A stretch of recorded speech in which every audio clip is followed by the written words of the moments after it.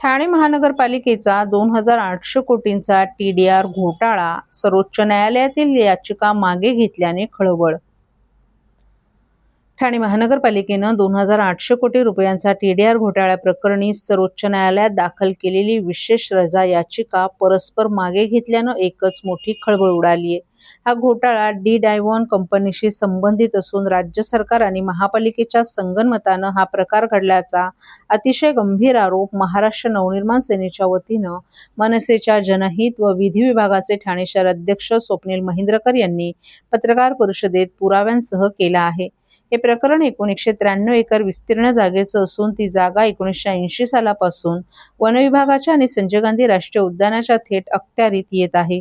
ही संपूर्ण जागा इकोसेन्सिटिव्ह झोनमध्ये येत असल्याचा 2016चा स्पष्ट आदेश असतानाही तसंच युनिफाईड DCPR नियमानुसार अशा झोनमध्ये TDR देता येत नसताना महापालिकेने या कंपनीला TDR कसा दिला हा मुख्य प्रश्न आहे.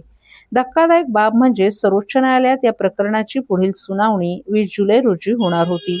मात्र प्रतिवादी कंपनीला नोटीस मिळण्याआधीच 26 मे रोजी महापालिकेनं सेटलमेंट झाल्याचं कारण सांगत याचिका तडक्याफडकी मागे घेतली. यात राज्याच्या विधी आणि न्याय विभागाचे वन विभागाला सर्वोच्च न्यायालयात जाण्यापासून जाणीवपूर्वक रोखल्याचा आरोपही करण्यात आलाय.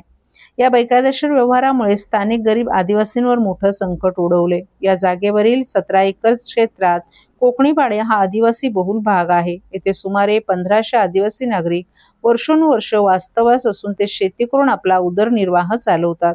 मात्र आता अचानकपणे या जागेवर पत्रे मारण्यास वेगानं सुरुवात झाली असून त्यांच्या घरांवर आणि उपजीविकेवर गदा आलीय. इकोसेन्सिटिव्ह झोनमध्ये केंद्र सरकारच्या पूर्व परवानगीशिवाय असे कोणतेही बांधकाम किंवा विकास करता येत नाही.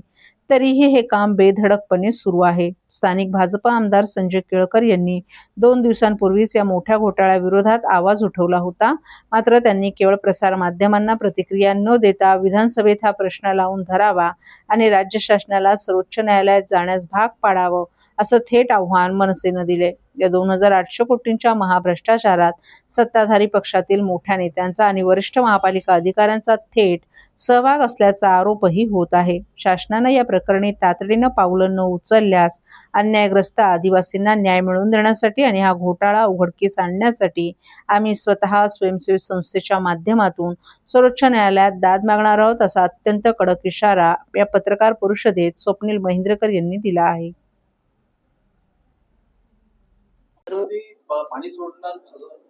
सर्वोच्च न्यायालयामध्ये महानगरपालिकेचे जे त्यांचं नाव मी घेतो की मिस्टर कुणाल अनिल मुळे, assistant director of town planning, हे बघा यांचं नाव लिहिले याच्यामध्ये.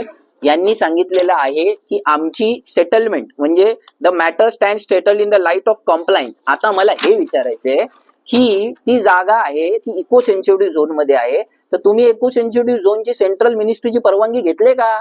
कंप्लायन्स कसं होणार? तारेचं कंपाऊंड तुम्ही इको सेन्सिटिव्ह झोन मध्ये टाकू शकत नाही, तुम्ही जागा लेवल करू शकत नाही. कंप्लायन्स कसलं? आणि कंप्लायन्स एवढ्या लवकर झालं. 20 जुलैचं जी तारीख होती ती 26. आणि हे बघा याच्यामध्ये क्लिअरली लिहिलंय की जो इकडचा जो हे आहे की जे रिस्पॉन्डेंट नंबर 2 म्हणजे जी कंपनी आहे त्यांना तर नोटीस पण सर्व नाही झाली अजून या केसची. त्याच्या पाहिला पालिकेने नांगी टाकलेली आहे. म्हणजे पालिकेचा खूप मोठा घोटाळा आहे. आणि या संदर्भात सर्वांनी, माझं तर म्हणणं आहे, सत्ताधारी पक्ष विरोधक सगळ्यांनी एकत्र येऊन याला लढा दिला पाहिजे.